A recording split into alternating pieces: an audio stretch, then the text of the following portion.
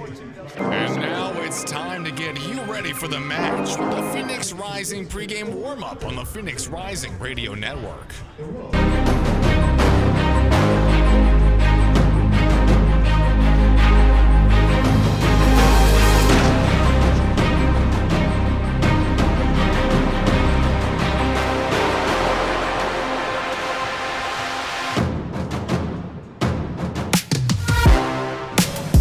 A wind whistling and buzzing day deep in the heart of Texas. Match day 5 in the USL Championship commencing on a Sunday standalone in the Lone Star State. Here on Rising Radio for the pregame warm-up show, Ryan Sikora, Kevin Cardez from Toyota Field in San Antonio, Texas, as Phoenix Rising go on the road for the second consecutive week and take on the picture-perfect San Antonio FC. 4 games, 4 wins for their new head coach and their new staff in this 2025 season, Kev. Yeah, San Antonio has come out of the gates absolutely rolling. They have won every contest through their first 4, and in their first 4 games of 2025, they've won more matches than the Rising have in their last 14 combined over the last 2 seasons of league play. Rising searching for their first in 5, San Antonio searching for their 5th in 5. 2 completely different sides of the coin there. San Antonio rolling. Phoenix would love to get a win against them right now. Phoenix has won less games than San Antonio has this season in Rising's last 15 or 20 games. San Antonio has started out of the gates hot, a really talented squad that's well coached with a guy who's got MLS pedigree, kind of like Phoenix, but for Phoenix, it's been slow starts and it has been set pieces that has savaged this Rising side. Yeah, and the Rising wanted to get away from the set-piece troubles. All through 2024, set-piece troubles absolutely plagued the club. Couldn't defend them, couldn't score off of them, and it felt like nothing went right whenever they had a corner, defended a corner, had an indirect or direct free kick, defended an indirect or direct free kick. Nothing went their way. 2025, new coach, tons of new players, new system, completely new identity, and the same issues have persisted on that side of the coin. Not good enough defending set pieces. They've been all right attacking with them, but the same issues of unmarked men on the back post, unmarked men on front of the post, people slipping behind, or indirect free kicks, getting away from the club as the formation shrinks and expands in front of the box and doing their goalkeepers no help. They have done absolutely nothing to help their men in front of the nylon. They need to be better, especially against a really potent San Antonio team. How do you find a way to do that? Is it just staying more switched on mentally if you're Phoenix Rising in those defensive set-piece scenarios? It probably comes down to communication, because at the end of the day, all you have are the people around you. The red shirts that surround you inside the box are the only things that separate you and the other team from scoring a goal. If you can talk and be connected as one in the entire team, you will be better in front of the box defending set pieces. That being said, it's hard. This is nearly an entirely new team. You see them roll out a new midfield every week. You see injuries that have marred the entire roster from top to bottom. They had, by the end of the game in Monterey Bay just a week ago, 11 players unavailable to touch the pitch, whether by selection, red card, or injury. No one was able to go out and play soccer last week. That matters when you're trying to become a more cohesive unit. That matters when your biggest issue are the most communicative-based pieces in all of soccer. Defending a set piece, marking your man, making sure the back post is defended. You can't do that if you're not gelling, and this team has missed out on valuable time on the pitch gelling together because they're just so hurt.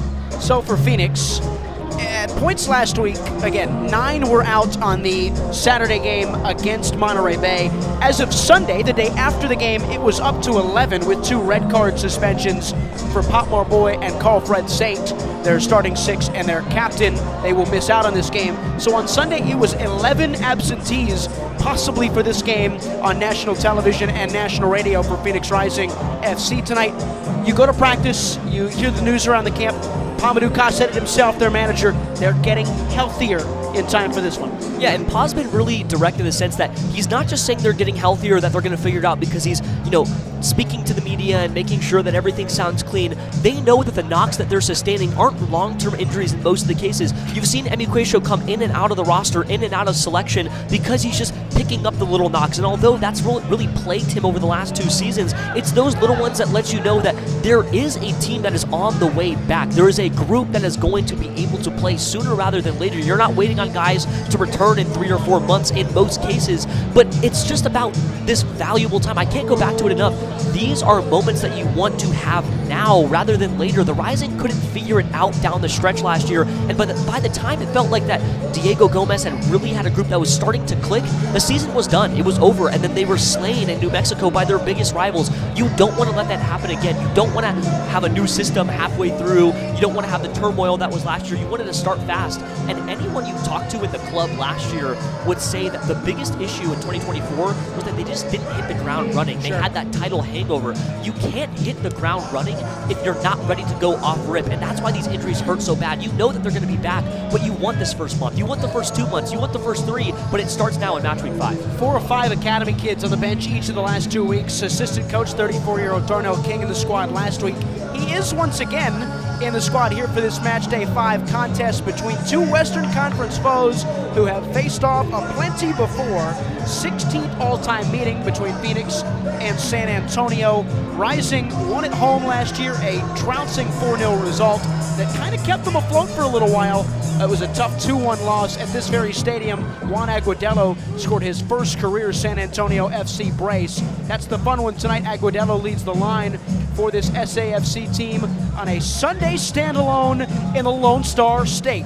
Texas, the site of this tussle here this afternoon. Phoenix Rising and San Antonio FC on a wonderful one. It's a 3 o'clock kickoff here from Toyota Field on Rising Radio. This is the pregame warm-up show.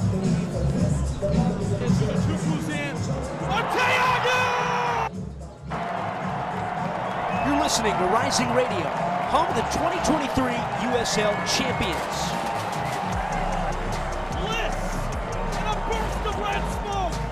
Phoenix Rising, our home. Welcome to 38th and Washington. Stick around for more as our broadcast continues. Buying a house can seem almost impossible, especially today. But with the right agent in your corner, it makes the challenge seem effortless. Hi, I'm Connor Cochran with Good Oak Real Estate, your go-to agent in the Valley. Whether you're buying, selling, or investing, I'm here to guide you every step of the way. Because finding the perfect home shouldn't be stressful, it should be exciting. Call 480-688-3200 today. Again, that's 480-688-3200. Let's have the conversation. You're listening to the Jim Rome Show. Did the Mavericks raise ticket prices as soon as they saw Kyrie writhing on the floor in pain? Would not surprise me at all, given that's exactly what they did after they dealt Luka and before Kyrie went down. Never mind raising ticket prices. Now that Kyrie is lost for the year, why not just make it official and announce today that you're moving the franchise to Vegas? Trust me, nobody would be surprised. Hey Phoenix Rising fans, this is Discount Tire, your hometown tire retailer and trusted partner on the road for over 65 years. We know it can be overwhelming when buying tires, but we're here to help. Our online tire buying guide, Treadwell, makes finding the right tires simple. Just plug in your vehicle, location, and driving habits, and Treadwell will give you unbiased, personalized recommendations based on your needs, not based on price. Inviting, easy, and safe. Just how tire buying should be. Shop tires with Treadwell at discounttire.com. Let's get you taken care of. Hey, hon, what you doing with your phone? Taking pictures? No, I'm asking it questions. Like what? Hey, Bobo, do flowers have best friends? I'm sorry. I'm afraid I don't know that. Hey, follow me. I want to show you something. Look, flowers do have best friends. Whoa. Some answers can only be found in nature. Discover the unsearchable. Visit discovertheforest.org to find a trail near you. Brought to you by the United States Forest Service and the Ad Council. We're the Goo Goo Dolls. We're fortunate that our daughters have what they need to grow and learn. But that isn't the case for nearly 13 million kids in the U.S. that struggle with hunger. Childhood hunger is a heartbreaking reality that Feeding America is working to change. Each year, the Feeding America network of food banks rescues billions of pounds of good food that would have gone to waste and provides it to families and children in need. You can help kids in need in your community by visiting feedingamerica.org. Brought to you by Feeding America and the Ad Council. Not completing high school is more of a social thing than it was an academic thing. Even though all these years have passed, I still had that longing to have my diploma. At age 30, Carissa finished her high school diploma. If you're even considering getting your high school diploma, you can do it. No one gets a diploma alone. If you're thinking of finishing your high school diploma, you have help. Find free adult education classes near you at finishyourdiploma.org. That's finishyourdiploma.org. Brought to you by the Dollar General Literacy Foundation and the Ad Council. You're listening to the pregame warm-up on the Phoenix Rising Radio Network. Coach sound. Coach sound.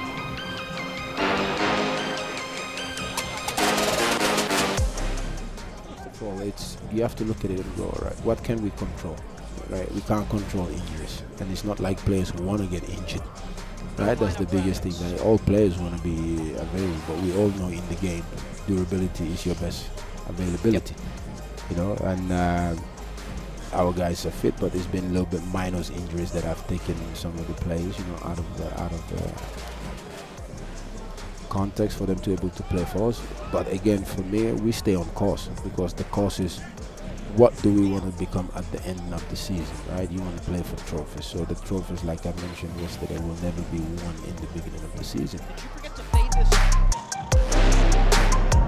That was Pamadou Ka, the first-year head coach of Phoenix Rising, who's off to an 0-2-2 start in the Western Conference. They sit 11th heading into this one here this afternoon on this Sunday. In that conference, his side lines up like this. The starting goalkeeper is once again Tristan Henry. That is retained following the 3-1 defeat in Monterrey. Harvey Neville and Emil Quaisha, the fullbacks, with Colin Smith and Braxton Montgomery, the 18-year-old teenager, once again starting as a center back. The midfield three, we believe, is going to include J.P. Skierce in the holding role. In front of him, Noble Akello and Isan Nino Sacco. Damian Rivera off the left, Juro Margarita off the right. Remy Cabral leads the line for his 5th start in 5 games. But it's Sacco for you, Kevin, who's got 3 goal contributions in his last 3 games. Yeah, Sacco has been sort of the talisman for a team that really needed one. We asked the question, did Rising add a striker that was worth the time to go? Yes, we're definitively better than we were last year. Do we have it in-house of Remy Cabral? Remy Cabral, an up and down year, on and off the pitch. Does he have enough to be the striker that Rising needs right now? Does Sacco have what Rising needs to be the striker right now? Instead, they've asked Sacco to go be a football player. He's played as a winger. He might play as the 10 today. He might play off the left. He might be off the right. We're not really sure where he's going to be today, but we know that Sacco's going to play football, and that's what he says he loves to do. I just love to play football. He told us that in media about 2 weeks ago, and it's rung true. 3 goal contributions in his start for Rising. Such a phenomenal talent. His first touch, you can tell he comes from a high football pedigree. He's played in League One over in France. He knows what he's doing on the pitch. The way he processes the game so fast. Pamadou Ka has talked about it. He's just a fast processor. He sees the field. He knows where he needs to be. And his technical finishes are almost always on point. His goal is so crisp. If they're going to win today, it'll come off the play of Sacco. And whether it be a cross into the box for an assist to Remy like it was last week where they scored their only goal, whether it's a technical finish in front of the net, Sacco is always in the mix, whether he's chasing on defense or he's leading the line or watching the line led by Remy off the right. Sacco gets it done, and it's going to be on his back today. He's a player who said when Phoenix approached him, he didn't hesitate to jump at this opportunity to play in this league, to play for this club. Right now, those 3 goals and assists, those 3 goal contributions, tied for 3rd across the USL Championship. He'll look to grab another against a San Antonio FC side that also have a first-year head coach who has MLS background in Carlos Llamosa. He started off on a heater. 4 wins from 4 as the manager of San Antonio FC for the 55-year-old. They are a perfect 12 points. They top the West, does the home side. Tonight, they will go with this 11. Richard Sanchez will start in goal. Jimmy Medranda, who scored the goal of the week last week in the championship, starts at left back. Lucio Barron, Alex Croniele, and Alexis Swahi make up the rest of the back line, with Almir Soto, Juan Osorio, and Jorge Hernandez, an all-league creator, in at the number 10 spot. The front 3 of Luke Hawkinson, Jake LaCava, and Juan Aguadello lead the line. Aguadello scored a brace here last year against this Phoenix Rising side, but Luke Hawkinson, for you, Kevin, is a phenomenal player. Yeah, John Morrissey said it best in his recap over the week. One of the biggest talents on any San Antonio player last year was availability. Luke Hawkinson got it done on a pretty injury-marred San Antonio FC side that missed the playoffs entirely in 2024. 31 appearances, and he scored 2 goals and bagged 2 assists. Through his first 4 appearances this year, he has 2 goals already, matching his goal total from last season. He has been phenomenal. The left winger, the American, super technical, but he does what San Antonio loves to do, which is be fluid. They flow back and forth. They love to put a shuttler on the field. They're going to shift from left to right, and they're going to make the defense shift because they love to capitalize on open space. Hawkinson does that better than almost anyone else on the team. He's going to try to pick apart the front of Phoenix and move the ball down, and if he can get his foot on the ball in the final third, there's a chance he puts it in the net. It's a windy one here this afternoon. Gusts of up to 25 miles per hour from Toyota Field in San Antonio, Texas. Notably for San Antonio, the home side tonight, one man not in the 11. That's Mitchell Taintor, the all-league defender, probably the best defender in the USL Championship over the last 4 or 5 seasons. He's replaced by former Tulsa man Alexi Swahi. Those are big shoes to fill.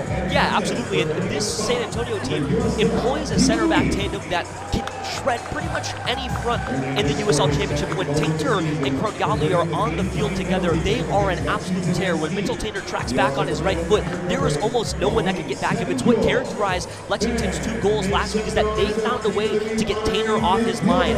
With him off, there are big shoes to fill also for Krognali, who has to step in and now be the straight through the middle. That's exactly what they brought him to do. 6'5", big guy. Go out there, win your duels, see what you can do, but they're going to feel the absence of Taintor, especially as the Rising have seemingly shifted into a more direct shape and a front that's more talented than ever. Yeah, Alex Krognali, he's the 6'5" man, as you say, Kevin, wins a lot of the headers. They let Taintor do the dirty work. Swahi, a Comoros international. Going back to Phoenix Rising, Pamadou Ka, this is a different type of setup for his team. He's been 4-3-3 throughout all season long. It's been listed as such on the Twitter lineup graphic on the social media land of the things, but you believe it could be something different for Phoenix. Yeah, there's a chance that they come back in a 4-4-2 in defense, but I think that Phoenix is going to be a little more fluid today. Pa has made it a point to not deviate from the plan in the first month, saying that we are who we are, this is what we want to do, and we're going to build the system throughout that. So he's mixed and matched. He's put academy kids in. He's played Braxton Montgomery as a center back at 18. He's done everything to keep the shape, but at a certain point, you have to deviate a little bit. Today, we'll see if they switch up how they operate their front, but they're going to push out Rivera, Cabral, Margarita, and Sacco, and you might see more of a front 4 almost. You're going to see someone lead the line with 4 midfielders leading him from the back, and then a back 3 in possession. You're going to watch Braxton Montgomery and Colin Smith, as well as Harvey Neville probably get tucked in, and instead Emi Quayshaw will sink back, and they're going to crash with possession. But in defense, you're going to watch them lean back, sit on their back 4. It's going to be different today. So out of curiosity, you think it's more likely that Quayshaw is the man dropping into that back 3 in possession than maybe a JP Skeers who can play center back at times? Yeah, I think that Quayshaw knows at this point in his career, not the oldest guy, but he sort of watches role shift, and although he can do more in the midfield, he gives you so much defensively. That quality that Emi Quayshaw brings to you off the left is something that they've sorely lacked through when he hasn't played. You feel his absence on the left side. So for me, letting Quayshaw drop back and just be that left back on the left is more important than controlling in the midfield, because JP Skeers can hold a little bit. I don't know if Quayshaw is worth moving up and dropping other guys back to defend for that, because they've already felt what it looks like to have a thin back line. San Antonio have a bunch of good players, a bunch of solid pieces. Jorge Hernandez, assuredly the best number 10 in this division. Luke Hawkinson, you mentioned it a moment ago.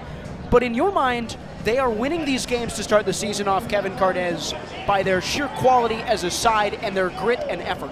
Yeah, their 8 goals that they've scored in total so far this year are scored among 6 different goal scorers. They sort of have a committee style where they're maybe not the most creative, but they're fluid, and that's what makes it different. They're moments of brilliance, whether it be Taintor finding a line-breaking ball that finds Hawkinson, or their crosses, or on the counter press. Such a wicked fast team on the counter. They are able to get the ball back, and when they win, they move, and they crash, and they get fast, and they get direct. But it's not a team that has a fantastic 9 that's going to score all the goals, or a winger that's going to go out there and give you 15 this year. 8 goals, 6 men, spread out, and that's how they play too. They're going to capitalize on the space, and it's what makes them so unique. They're going to fight really hard, and that's what Rising does too. Those wingers here this afternoon, Hawkinson and Jake LaCava, who's got a history of scoring against Rising, had a brace a couple of years back when he was playing for Tampa Bay Rowdies. Another piece that they've added, someone that Carlos Llamosa knows very well, 31-year-old Colombian left back Jimmy Medranda, who scored a beautiful goal in midfield a week ago. Yeah, Medranda's one of those pieces where you watch San Antonio sort of get back to that point where they're missing a few key pieces. Taintor out. Medranda has a lot on his plate. So strong. Just that character word, that word that characterizes a lot of San Antonio: strong, fit, fierce. Madrona does all of that. That goal that he had last week, absolutely fantastic. A very tightly contested game against Lexington, and a tale of two halves, which is one that San Antonio has pushed against for the last 4 weeks. It's up to Madrona to fire early rather than late, and see if San Antonio can win this one in the first, not the second. And all that gritness, all that toughness that you mentioned with San Antonio, very much the size of a prize fighter. That's what they can bring, that powerful punch. And one thing that prize fighters do well, they punch first. This is a Phoenix Rising team that have done the exact opposite of that in 2025. They have gotten down on the canvas early and often in every game in 2025. They've never led. They don't have a single minute, a single second leading in 2025. It's not good enough. Monterey, you spent all week talking about all they haven't led. They're getting scored on early, that first punch hasn't come, and then they concede in 3 minutes. And that's sort of been, it's just a repeating thing. Now, what makes it interesting is that they always strike back, and it's usually pretty quick. They got back in the game 15 minutes later against Monterey, but why do you have to be scored on to score first? It's just a ridiculous back and forth that they've fought with all year long. They need to punch first because at a certain point, you can't lead and you can't win if you don't lead. If you don't ever lead, you're never going to win. It's hand in hand. Eventually, give us a minute where you're up. You have to score first to be in the lead, and then to be in the lead, that's how you can win games? Is that what you mean? This is hard math for both of us, theoretically, clearly. I'm trying to help you out here, bud. You get 3 points by scoring more goals than the other team. You got to build it in the aggregate to coach, yes, to exactly. quote Moneyball. Okay, we'll get out of here with that one. This is the Rising Radio pregame warm-up show. One more block and then kickoff from Toyota Field in San Antonio. Zuzuchukwu's in. Arteaga! You're listening to Rising Radio, home of the 2023 USL champions. Bliss and a burst of red smoke. Phoenix Rising, our home. Welcome to 38th and Washington. Stick around for more as our broadcast continues. Buying a house can seem almost impossible, especially today. But with the right agent in your corner, it makes the challenge seem effortless. Hi, I'm Connor Cochran with Good Oak Real Estate, your go-to agent in the Valley. Whether you're buying, selling, or investing, I'm here to guide you every step of the way. Because finding the perfect home shouldn't be stressful, it should be exciting. Call 480-688-3200 today. Again, that's 480-688-3200. Let's have the conversation. You're listening to The Jim Rome Show. Did the Mavericks raise ticket prices as soon as they saw Kyrie writhing on the floor in pain? Would not surprise me at all, given that's exact. And Treadwell will give you unbiased, personalized recommendations based on your needs, not based on price. Inviting, easy, and safe. Price. Inviting, easy, and safe. Just how tire buying should be. Shop tires with Treadwell at DiscountTire.com. Let's get you taken care of. Hi, I'm Peyton Manning, and I'm partnering with the American Red Cross this year to tackle blood shortages. Giving blood's important because every 2 seconds, someone actually needs blood, and unfortunately, only like 3% actually needs blood, and unfortunately, only like 3% of the U.S. population donates. So,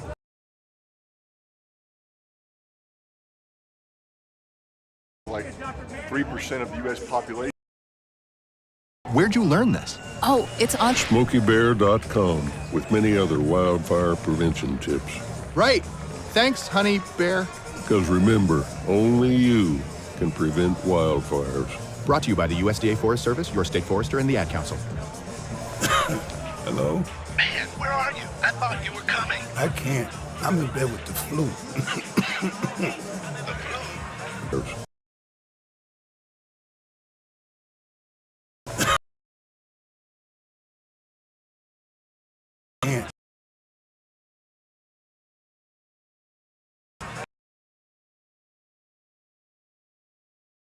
Don't get stuck at home with the flu.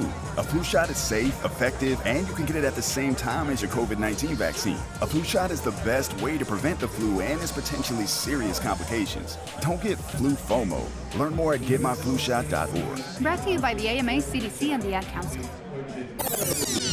How was your drive to school?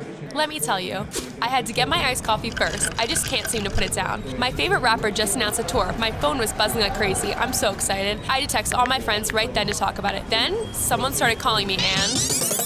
Let's try that again. I turned my phone off right away. I never drive distracted. Visit StopTextsStopWrecks.org. A message brought to you by the National Highway Traffic Safety Administration, Project Yellow Light, and the Ad Council. The sun's shining, birds are singing, and all feels right in the world.